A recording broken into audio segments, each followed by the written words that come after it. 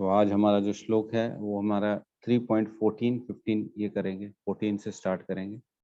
तो सबसे पहले मंगलाचरण से स्टार्ट करते हैं। ओम अज्ञानतिमिरन्धस्य ज्ञानांजन शलाकया चक्षुरुन्मिलितं येन तस्मै श्री गुरुवे नमः। नमो विष्णुपादाय कृष्णपृष्ठाय भूतले श्रीमते भक्तिवेदांत स्वामी इति नामिने। नमस्ते सरस्वते देवे गौरवाणी प्रचारिणे निर्विशेष शून्यवादी पाश्चात्य देशतारिणे। जय श्री कृष्ण चैतन्य प्रभु नित्यानंद श्री अद्वैत गदाधर श्रीवासादि गौर भक्तवृंद। हरे कृष्णा कृष्णा कृष्णा हरे हरे, हरे राम राम राम हरे हरे। हरे कृष्णा। तो कल एक मैंने क्वेश्चन पूछा था, किसी ने किया तैयारी?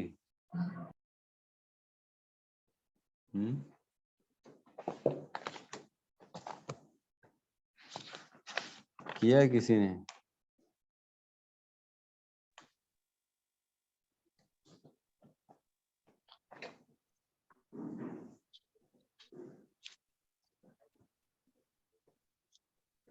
कोई जवाब नहीं देना चाहेगा?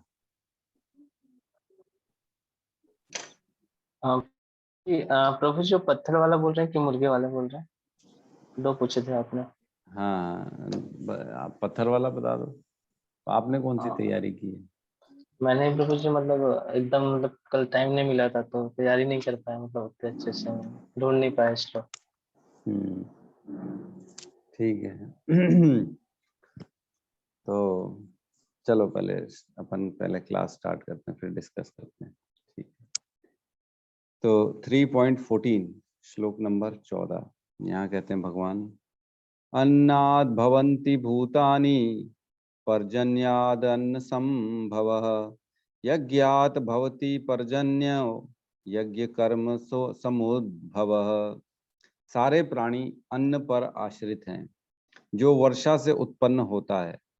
वर्षा यज्ञ संपन्न करने से होती है और यज्ञ नियत कर्मों से उत्पन्न होता है। तो ये पूरी एक साइकिल बताई गई है कि सारे प्राणी, जितने भी प्राणी हैं, वो जो है ना अन्न पर आश्रित है। तो हमने देखा कि कल भी पढ़ा हमने कि जो है ना हर बात जो है ना, हर चीज, हर जीवात्मा जो खाना है, जो सूर्य देव है, और ये सारी चीजें खुद बना नहीं सकता, उसको डिपेंडेंसी देवताओं पे करनी पड़ती है। तो यहाँ पे हमारा जो जीवन है वो अन्न के बिना संभव नहीं है। एक्चुअल में क्या है, ये कलयुग है। कलयुग में जो प्राण होते हैं ना, वो शरीर के बाहर, शरीर की जो शरीर में रहते हैं प्राण। शरीर इन द सेंस स्किन, मांस, मज्जा, मांस में रहते हैं। स्किन, मांस और रक्त, रक्त में भी नहीं, स्किन और मांस में ही रहते हैं। कट जाती है स्किन, नस वस कट जाती है, रक्त बह जाता है तो मर जाता है आदमी। तो बाहरी जो है ना, जो क्या बोलते हैं, अन्नमय कोश, अन्नमय कोश में प्राण रहते हैं। लेकिन द्वापर युग जो था ना, उसमें रक्त में रहते थे प्राण। रक्त जब तक पूरा रहता था ना बॉडी में, भले नहीं खाता था कोई प्रॉब्लम नहीं रहता था, लेकिन रक्त में प्राण रहते थे। और त्रेता युग में जो है ना, मज्जा में प्राण रहते थे। मतलब त्रेता युग में आदमी जो है ना तपस्या करता रहता था, पूजा करता रहता था, और भले नहीं खाता था, शरीर के अंग बिगल जाते थे तो भी वो जिंदा रहता था, जब तक उसकी मज्जा, मज्जा मतलब जो है ना हड्डियों के अंदर जो एक वो बहता नहीं है, मज्जा जिसको बोन मैरो बोलते हैं, वो, उसमें प्राण रहते थे। वो निकला तो फिर आदमी मर जाता था। और सतयुग में जो होता है ना, अस्थि जो हड्डी होती है ना, उसमें प्राण रहते हैं।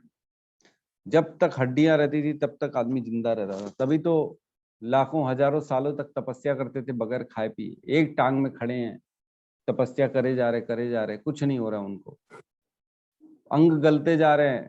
हमने देखा 2-4 फोटो हमारे गीता में ही है ऐसे तपस्वियों के, कि पूरे ना वृक्ष निकल आए बॉडियों में पूरा, और जो है ना अलग अलग रेंग रहे हैं उनके शरीर में कीट पतंगे, और शरीर का जो है ना अंग गल रहा है। इतनी तपस्या में बैठे हुए हैं तो भी उनके प्राण हैं, वो जिंदा हैं।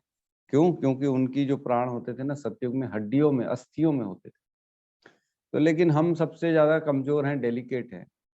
हमारी स्किन कटी, नस कटी तो खत्म कहानी, अन्नमय कोश, बाहर का ही कोश खत्म हुआ तो सब निकल जाएगा हमारा। तो हमारा जो प्राण है ना वो अन्न पर आधारित है, और अन्न जो होता है ना वो बारिश पे आधारित है। तो चाहे कोई वेज खाए, चाहे कोई नॉन वेज खाए, चाहे कोई जो है ना अपना, एक सेकंड,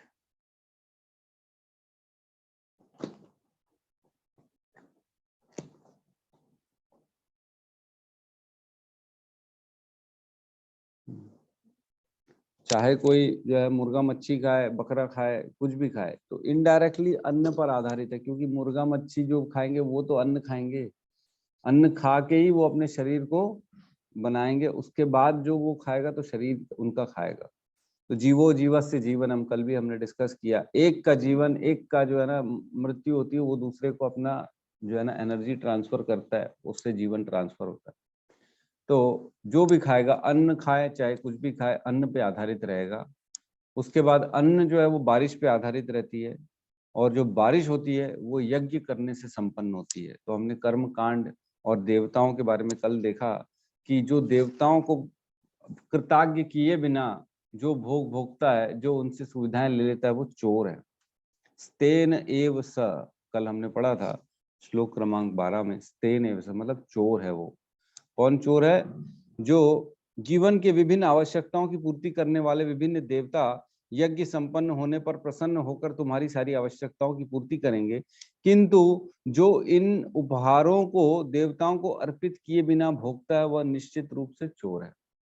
तो देवताओं का जो ड्यूटी है, कोई वर्षा दे रहा है, कोई सूर्य प्रकाश दे रहा है, कोई पानी दे रहा है, कोई ऊष्मा दे रहा है, ये सारी चीजें जो नेचुरली मिले जा रही है, ऑक्सीजन मिल रही है और हरियाली है हर कहीं, और आपको जो है ना शीतलता मिल रही है रात को चंद्रमा से, तो ये सारी जो ऑटोमेटिकली चीजें मिल रही हैं, ये देवताओं के द्वारा उनकी ड्यूटी के कारण मिल रही है। वो अपने निर्धारित समय में आते हैं, निर्धारित समय में अपना काम करते हैं और चले जाते हैं, तो इसलिए हमको मिलती है। तो यहाँ पे बताया गया यज्ञ द्वारा वो वर्षा संपन्न होती है, और अगर यज्ञ नियत कर्मों से उत्पन्न होता है, तो यहाँ पे नियत कर्म बताए गए जिससे यज्ञ होता है। तो नियत कर्म क्या है? तो नियत कर्म तो ये है कि एक तो आप जो है ना 33 करोड़ देवी देवताओं को, उनके प्रति जो है ना कृतज्ञ यज्ञ करके, उनको आहुति चढ़ा के हवन कुंड डालो, अग्नि जलाओ, फिर उसमें सामग्री डालो। एक तो ये हो गया विधि विधान यज्ञ। और दूसरा यज्ञ का विधि विधान ये है, जो हमारी जो प्रिस्क्राइब ड्यूटीज है, वर्णाश्रम धर्म है, और प्रॉपर देवी देवताओं को पूजन करना, आराधना करना, और जो जैसे कोई भी दिवस आता है उनका, तो उसमें प्रॉपर उनके प्रति कुछ कृतज्ञता करना, ये सारा हो गया यज्ञ में। आपकी खुद की ड्यूटीज हो गई। और इसके अलावा यज्ञ एक वो हो गया, भगवान कहते हैं जप यज्ञो अस्मि, मैं जो है ना हर चीजों का भोक्ता राम यज्ञ तपसाम, सारी चीजों का भोक्ता मैं हूँ, कृष्ण भगवान कहते हैं। और अगर मेरे को संतुष्ट कर दिए तो सारे देवी देवता वैसे ही संतुष्ट हो जाएंगे। तो या तो फिर हम भगवान कृष्ण को संतुष्ट कर दें उनके कीर्तन करके, उनका नाम जप करके। तो दो तीन विधि विधान है, कि दो विधान हो गए, एक तो देवी देवताओं को डायरेक्ट प्रसन्न करो, एक तो कृष्ण को प्रसन्न करो, और तीसरी हो गई जो वर्णाश्रम धर्म है, नियत कर्म है, उसको करते हुए जो है ना आप सबको संतुष्ट कर सकते हो।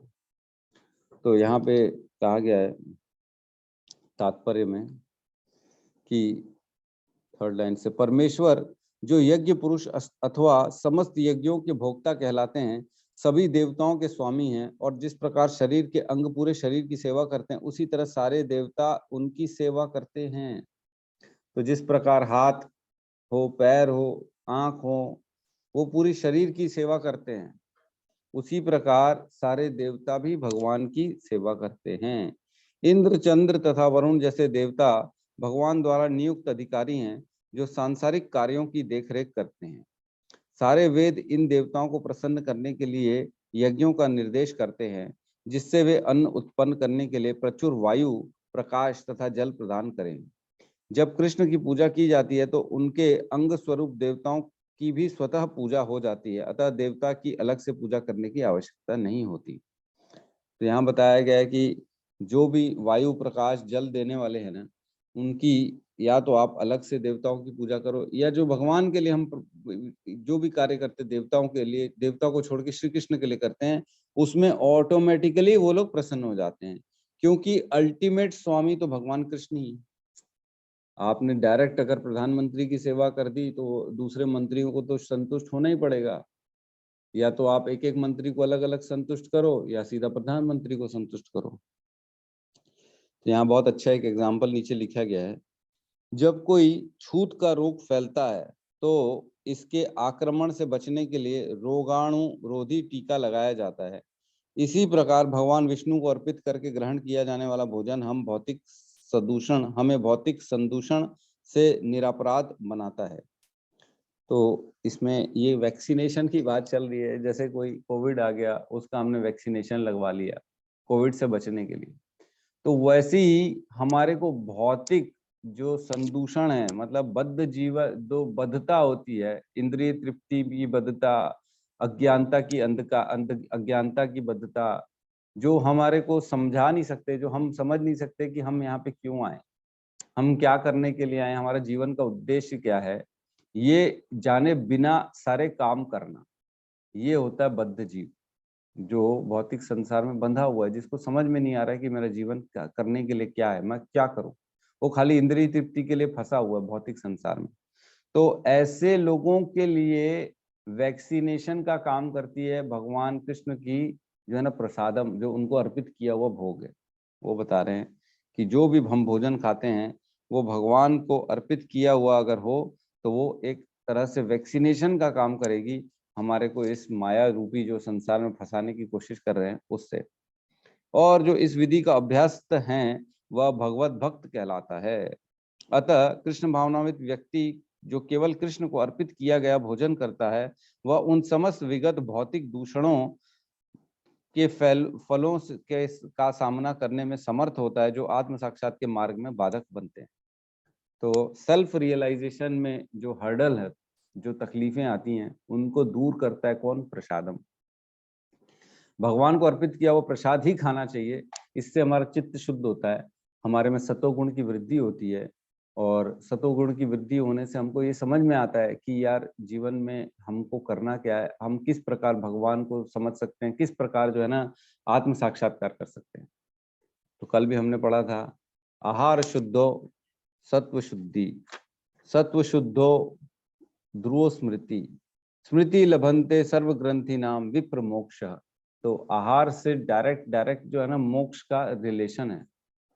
आहार से सतोगुण की वृद्धि होगी, और सतोगुण की वृद्धि होने से जो है ना स्मृति लभती, स्मृति बढ़ती है, मेमोरी पावर, और सारी ग्रंथियां जो सूक्ष्म तंत्रियां होती हैं हमारे शरीर में, उन सब का ग्रोथ होता है, एक्टिवेट होती है वो सारी की सारी, और फिर हमारे को मोक्ष की जो है ना प्राप्ति हो सकती है।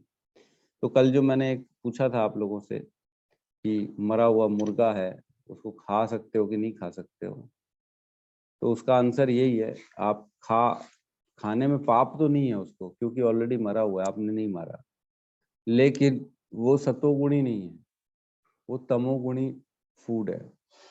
हम पढ़ेंगे आगे चल के 13वें या 14वें में है ना, 14th में है सतोगुणी आहार।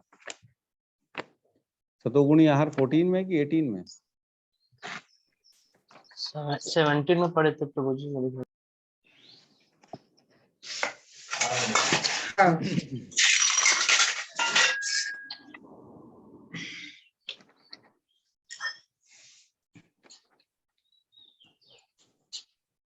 सेवनटीन में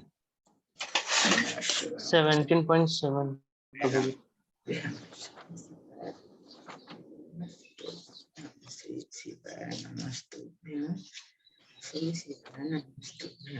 हाँ 17.7 में यहाँ पे बताया गया है सतोगुणी आहार 17.8 में है ना। यहाँ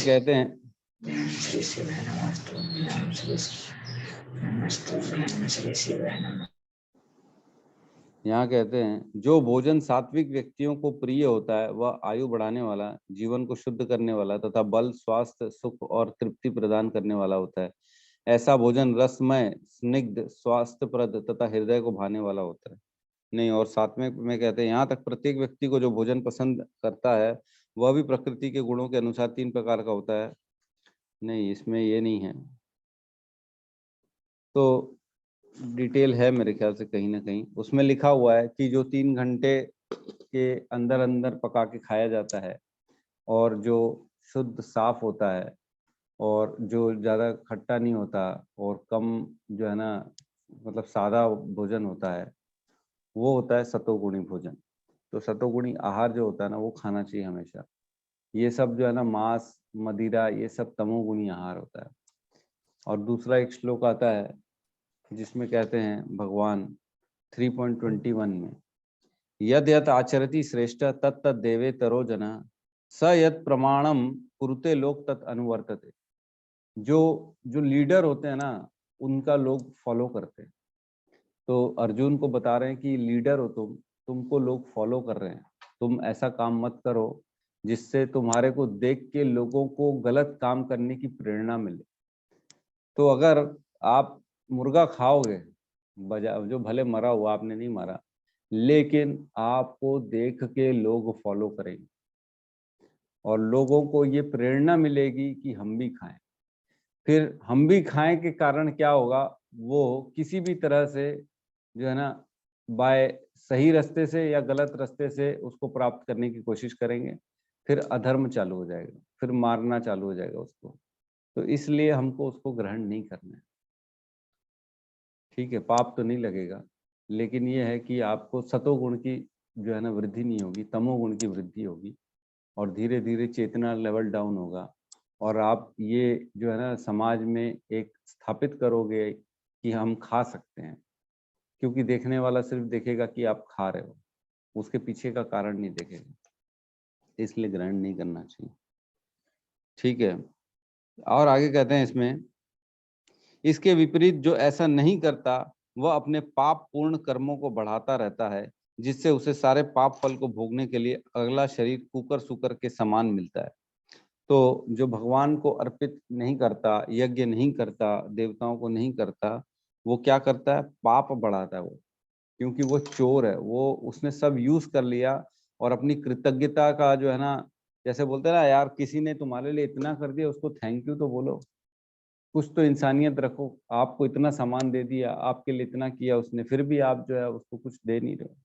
इवन आप कम से कम उनको शब्दों से तो बोल सकते हो। तो शब्दों की क्या कंजूसी, बोलते हैं ना शब्दों में कंजूसी नहीं करनी चाहिए।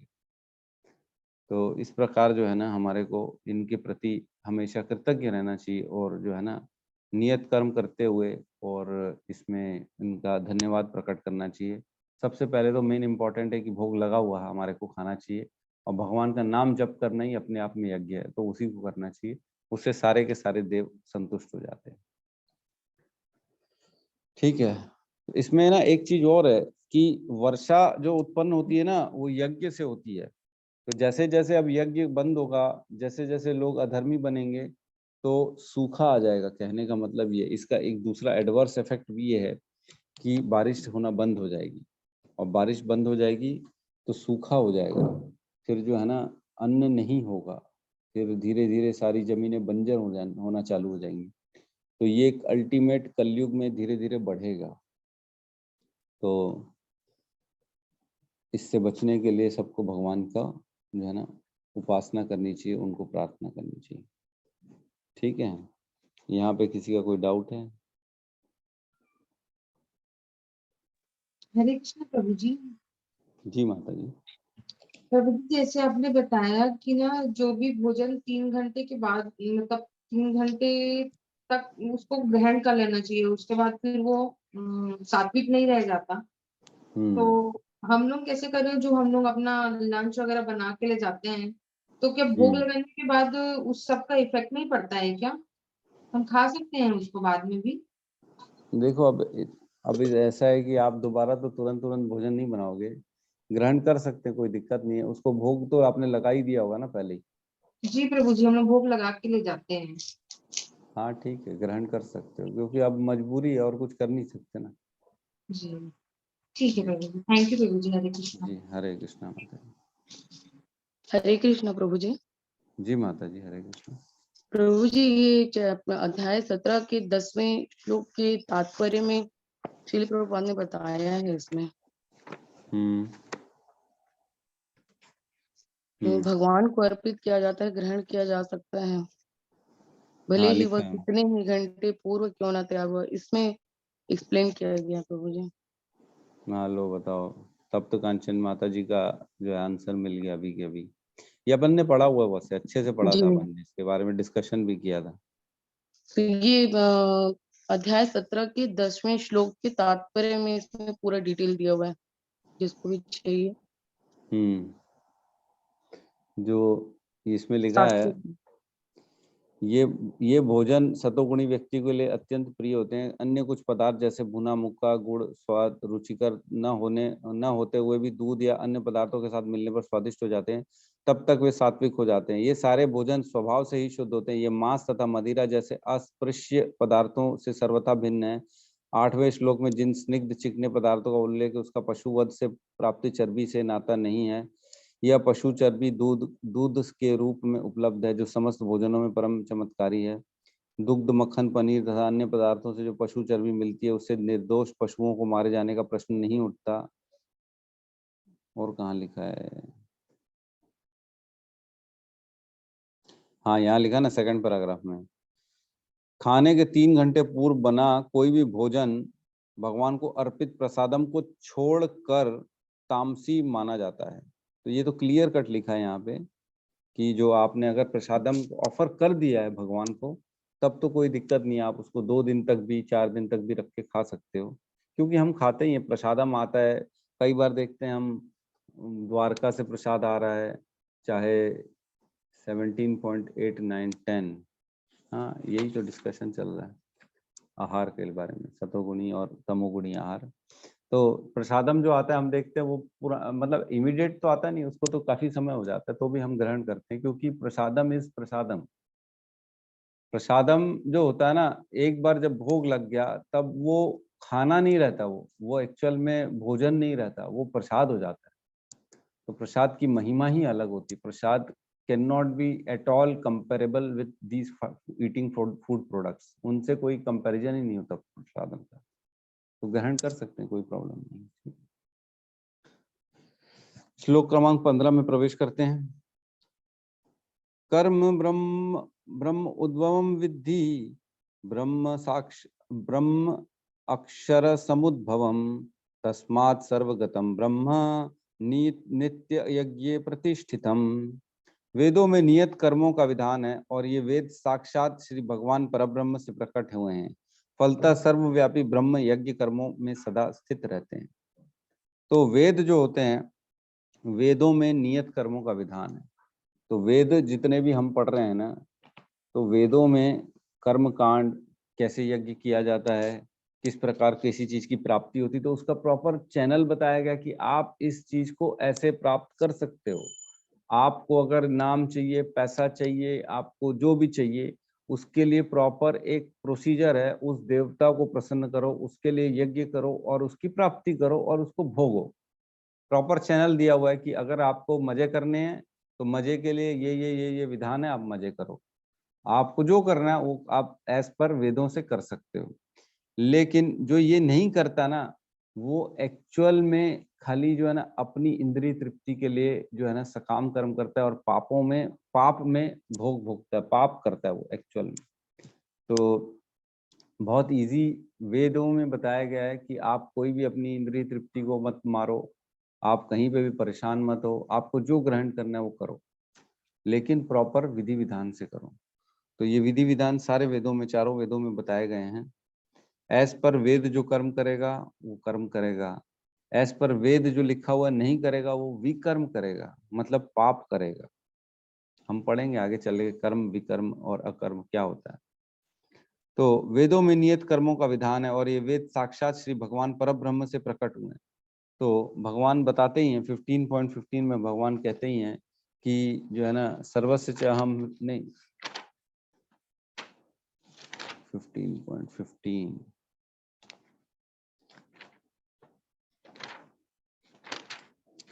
यहाँ कहते हैं भगवान, सर्वस्य च अहम हृदि सन्निविष्टो मत स्मृति ज्ञानम अपोहनम च वेदेश्य सर्वम अहम एव वेद्यो वेदांत कृत वेदविद एव च अहम। मतलब मैं ही जो है ना सबके हृदय में आसीन हूँ, और मैं ही सबको ज्ञान अज्ञान मतलब ज्ञान और याद रखने की शक्ति और भूलने की शक्ति मैं प्रदान करता हूँ।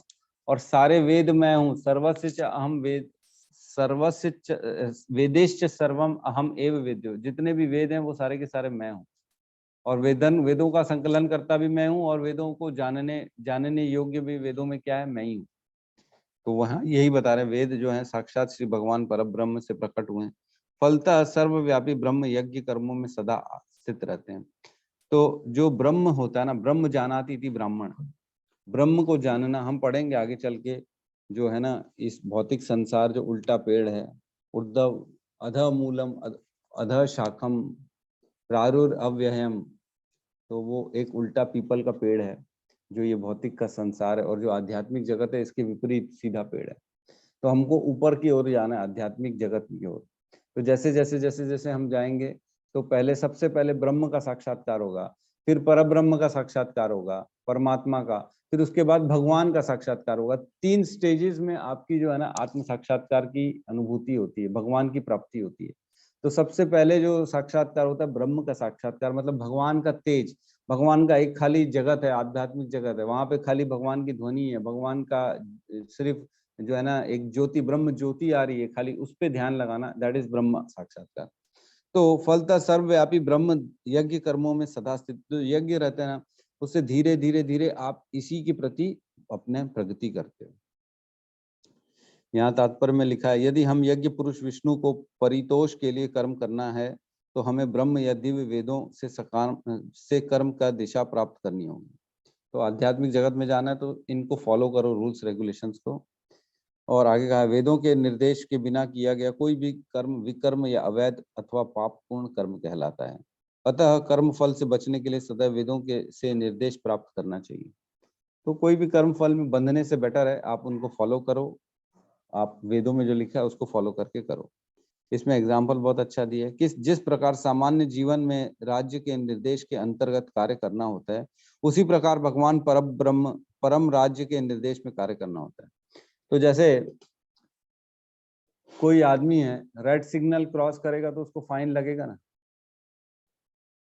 भाई, कानून तो यही है, कर लेते हैं बात अलग है, लेकिन कानून तो यही है कि कोई भी आप गलत काम करोगे तो उसके पनिशमेंट देना पड़ेगा ना, नहीं देना पड़ेगा। तो उसी प्रकार अगर हम वेदों में बताए गए काम को वेद के अनुसार करेंगे तब फाइन नहीं लगेगा, लेकिन उनके बताए गए जो प्रोसीजर है उसके बिना करेंगे तो हमको जरूर फाइन लगेगा। हमारी जो है ना गति नीचे की ओर चली जाएगी।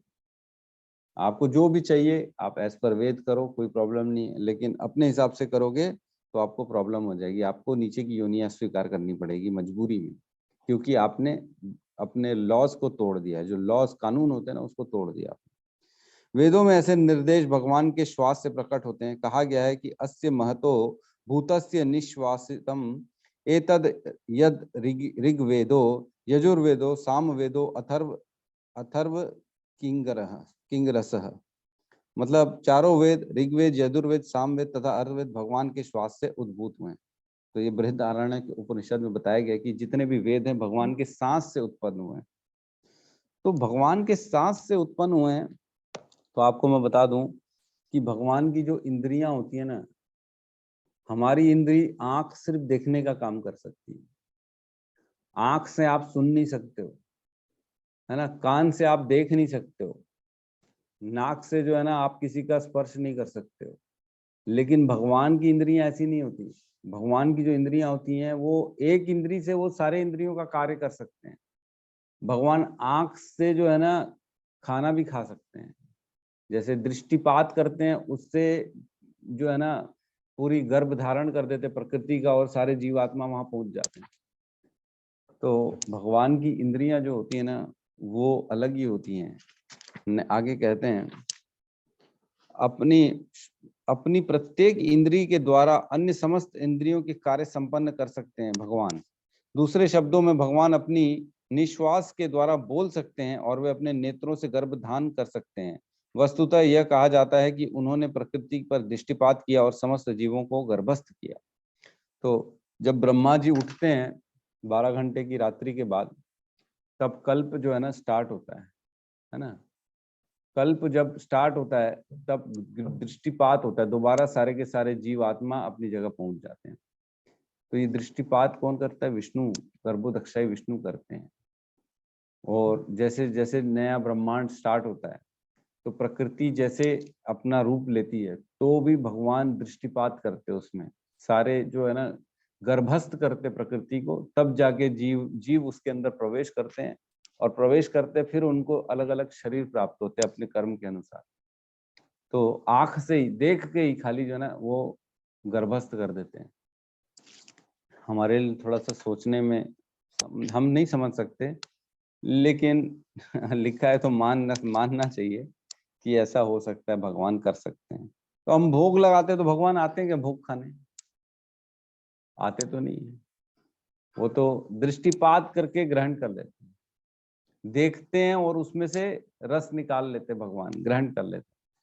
कहते हैं कि जैसे हम भोगा ऑफर करते भगवान को, तो एज इट इज जो थाली में हमने रखा है, जितनी क्वांटिटी हमने रखी है, जैसी स्थिति में भगवान का भोजन हमने रखा है, भोगा को रखा है, एज इट इज वहां पहुंच जाते हैं उनके लोक में, उनके टेबल के सामने, एज इट इज।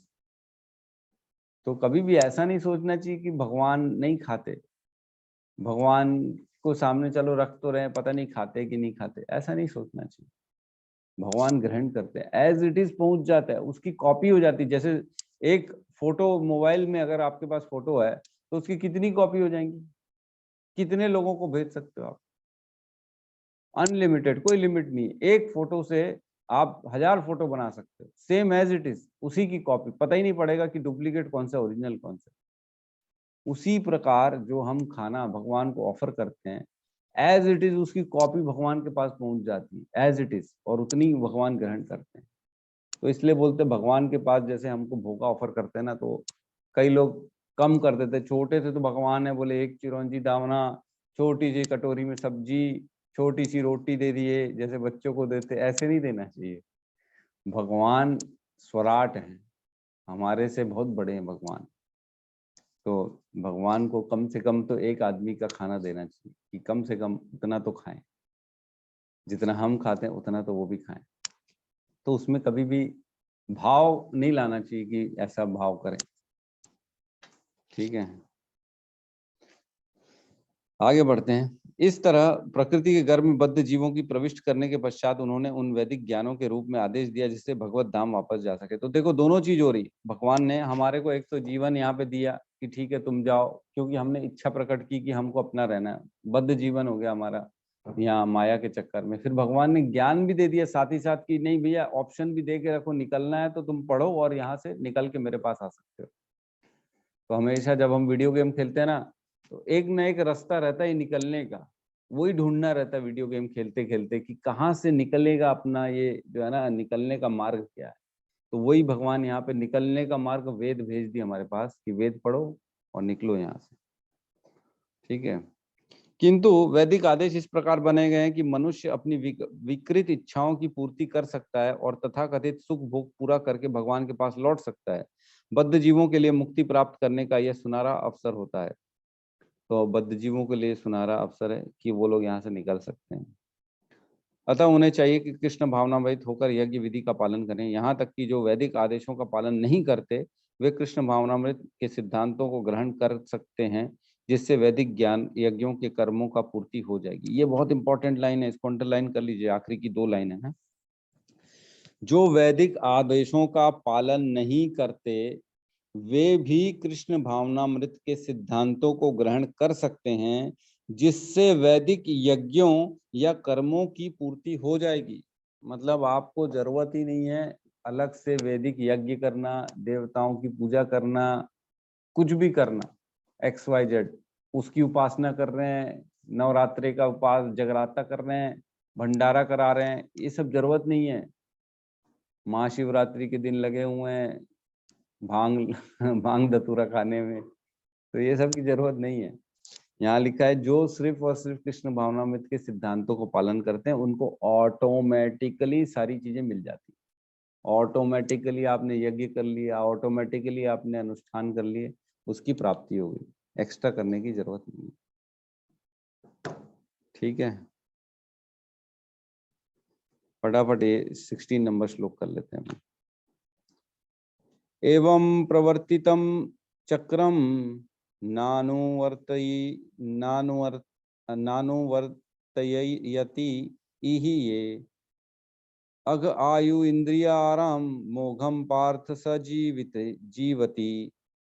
हे प्रिय अर्जुन, जो मानव जीवन में इस प्रकार वेदों द्वारा स्थापित यज्ञ चक्र का पालन नहीं करता, वह निश्चय ही पापमय जीवन व्यतीत करता है। ऐसे व्यक्ति केवल इंद्रियों की तुष्टि के लिए व्यर्थ ही जीवित रहते हैं। तो इसमें बता रहा है कि यूजलेस लाइफ है आपकी, व्यर्थ जीवन। व्यर्थ जीवन किसका है? जो कि खाली अपनी इंद्रिय तुष्टि के लिए जीता है, जिसने कोई भी वेदों का द्वारा फॉलो नहीं किया, जिसने कोई यज्ञ नहीं किया, और जिसने जो बताए गए अनुष्ठान है वो नहीं किए। तो देखो, समझ में आ रहा है ना, हमको वेद अनुष्ठान करने की जरूरत नहीं है, हमको सिर्फ कृष्ण भावनामृत होना है। उसको करने से ऑटोमेटिकली सारे फल मिल जाते हैं। तो जो नहीं करता फॉलो कृष्ण भावनामृत, उनके लिए है कम से कम तू वेदों को लिखा हुआ वो फॉलो करो, तुम अनुष्ठान करो, तुम देवताओं की संतुष्टि करो, उनको प्रसन्न करो, तब जाके वो तुम्हारे लिए कुछ कार्य करेंगे। लेकिन फिर भी तुम नहीं करते हो और उनसे ले लेते हो सारी भौतिक वस्तुएं, उनसे सुख संपदा ले लेते हो, तो आपका जीवन व्यर्थ है, आप यूजलेस लाइफ जी रहे हो, कोई मतलब नहीं जीने का। इस श्लोक में भगवान ने कठोर परिश्रम करो और इंद्रिय तृप्ति का आनंद लो, इस सांसारिक विचारधारा का तिरस्कार किया है। तो बहुत इंपॉर्टेंट लाइन है, भगवान जो है ना इसको टारगेट कर रहे हैं। जो लोग सोचते हैं कि मैं मेहनत करके सब कमा लूंगा और अपने आप का जीवन मजे से डाल दूंगा, मेरे को तो ये चाहिए वो चाहिए, मेहनत करूंगा, कमाऊंगा और उसको भोगूंगा, तो ये उसको यहाँ पे भगवान काट रहे हैं कि ये गलत है, तुम कर ही नहीं सकते, तुम्हारा जीवन व्यर्थ है अगर तुम ऐसा सोचते हो तो। और आगे कहते हैं नीचे की 3 लाइन में, किंतु जो लोग इंद्रिय तृप्ति में जुटे हुए हैं उन्हें पूर्वत यज्ञ चक्र के द्वारा शुद्धिकरण की आवश्यकता रहती है। तो भले ठीक है आप सकाम कर्म लगो, भक्ति में मत लगो, लेकिन आप कम से कम शुद्धिकरण करो अपना देवताओं को अर्पित करके। कर्म के अनेक भेद होते हैं, जो लोग कृष्ण भावनामृत नहीं होते वे निश्चय ही विषय परायण होते हैं, अतः उन्हें पुण्य कर्म करने की आवश्यकता होती है। यज्ञ पद्धति इस प्रकार सुनियोजित है कि विषय उन्मुख लोग विषय के फल में फंसे बिना अपनी इच्छा की पूर्ति कर सकते हैं। तो ये सकाम कर्म में जो लगे हुए हैं उनके बारे में बताया गया है कि खाली जो है ना इंद्रिय तृप्ति में लगे हैं, अपनी अपनी इच्छा भोग रहे हैं और मजे कर रहे हैं, सोच रहे हैं कि मैं ये खा लूंगा, मैं वो कर लूंगा, मैं घूम लूंगा, मैं ये प्राप्त कर लूंगा। तो उनका व्यर्थ जीवन है, सार्थक नहीं है उनका जीवन। ठीक है,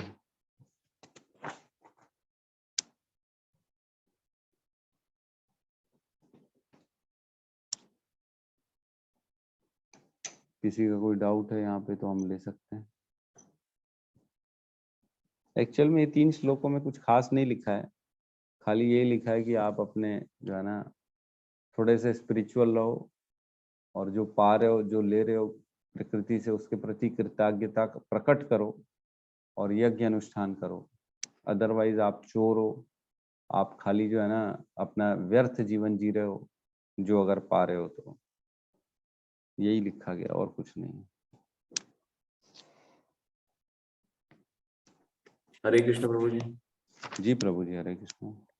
एक ऐसी प्रश्न था प्रभु जी, गोस्वामी का अर्थ क्या होता है? गोस्वामी किनको कहते हैं? गो का मतलब होता है इंद्रियां और स्वामी मतलब इंद्रियों का स्वामी। जिसने अपनी इंद्रियों को कंट्रोल में कर लिया है, जो इंद्रियों के वश में नहीं है, जिसकी इंद्रियां उसके वश में है, वो गोस्वामी कहलाता है। तो हमारे आचार्य जितने भी थे उनको गोस्वामी की जो है ना उपाधि मिली।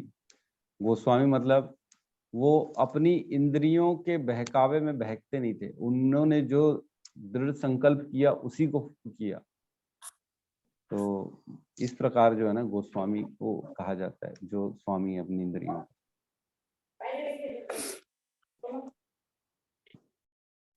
धन्यवाद प्रभु जी। ठीक है प्रभु जी, धन्यवाद।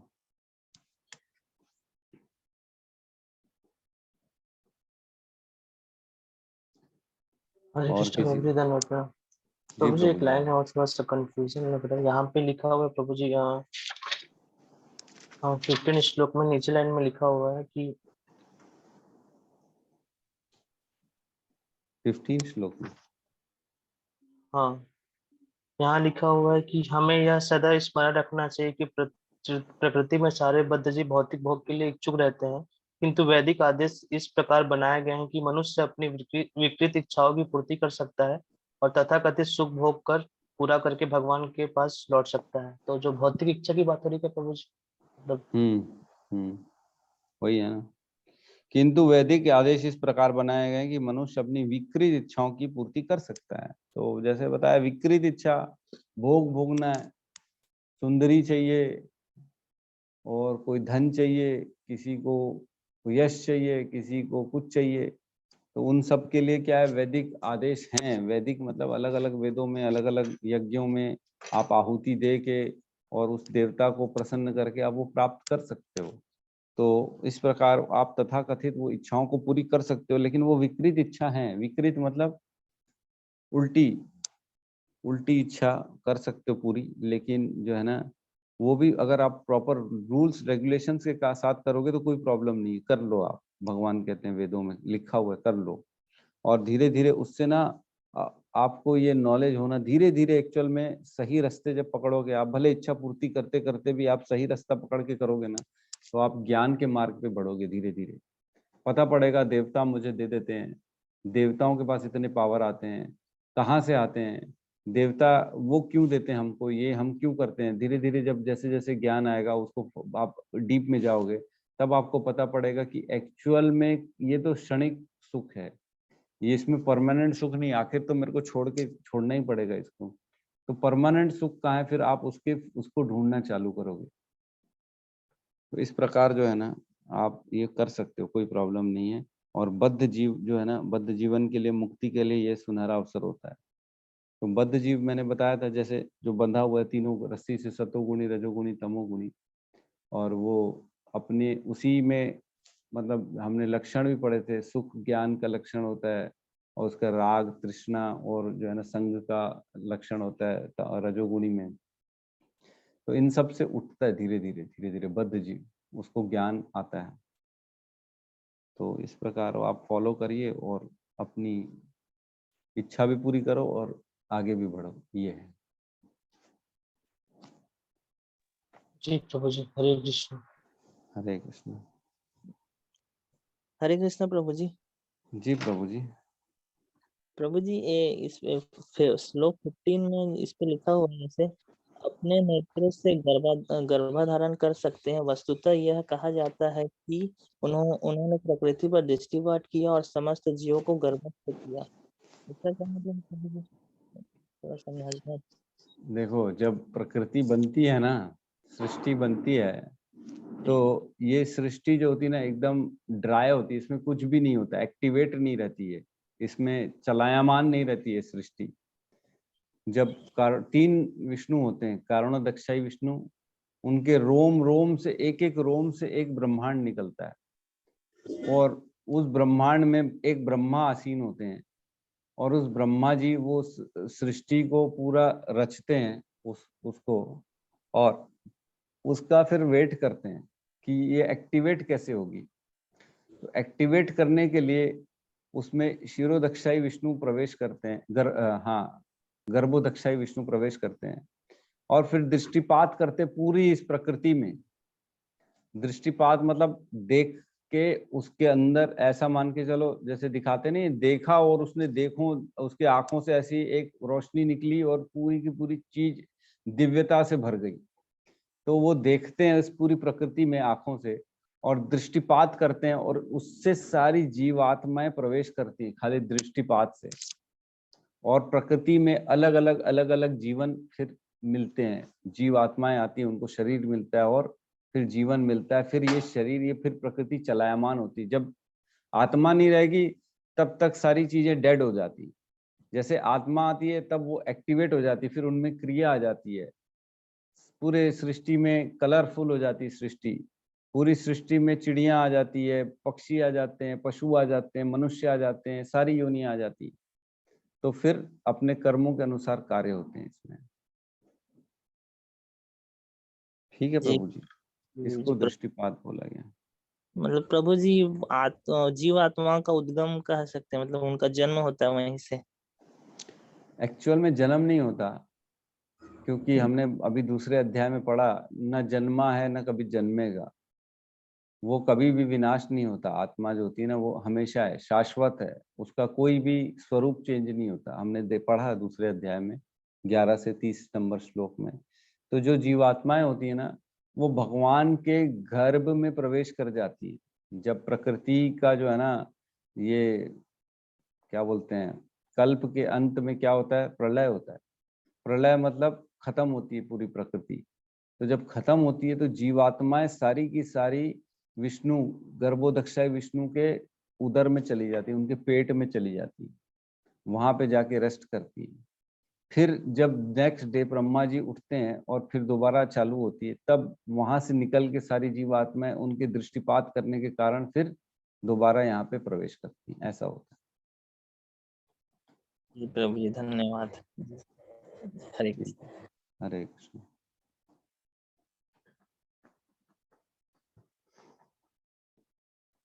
तो एक श्लोक आता है शिक्षा अष्टकम का, 4था नंबर श्लोक।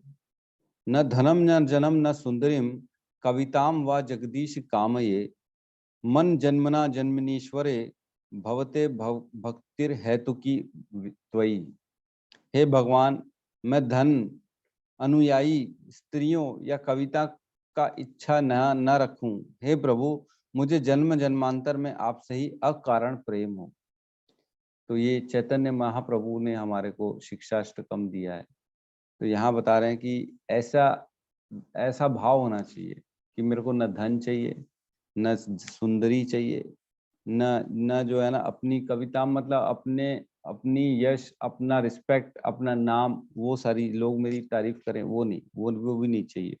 न फॉलोअर्स चाहिए, सिर्फ मेरे को आपकी जो है ना अहेतु की भक्ति मिले। अहेतु की मतलब बगैर कारण की, बगैर किसी रीजन की मैं आपसे भक्ति करूं, प्रेम करूं, वो प्राप्त हो मुझे। तो वो उसकी हमें कामना करनी चाहिए। जैसे जैसे इसमें बढ़ते हैं ना आगे, तो कामना रहित हो जाते हैं फिर हम। कृष्ण भावनामृत का टारगेट ही है कि आपको इच्छा रहित कर दो, आप किसी भी बगैर इच्छा के भगवान की प्रेम के अभिलाषी बनो। तो वो आएगी तब हमारी जो है ना बद्धता, जो बद्ध से मुक्त अवस्था आती है ना, वो मुक्त अवस्था आ जाती है। तो ये धीरे धीरे ज्ञान मिलता है, आपको समझ में आता है कि यहाँ पे कुछ भी नहीं है। ये जो है ना, जो पृथ्वी है, ये जो संसार है, ये खाली दुखालय, अशाश्वतम दुखालय हमें, ये कभी भी शाश्वत भी नहीं और पूर्ण रूप से दुखालय है।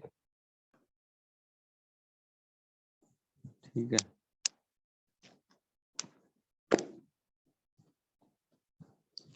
तो यहाँ पे आज की क्लास को हम विराम देते हैं। ठीक है, सब मिलके हरे कृष्ण का महामंत्र का जाप कर लेते हैं। हरे कृष्णा हरे कृष्णा कृष्णा कृष्णा हरे हरे, हरे राम राम राम हरे हरे। सभी भक्त वृंद की जय।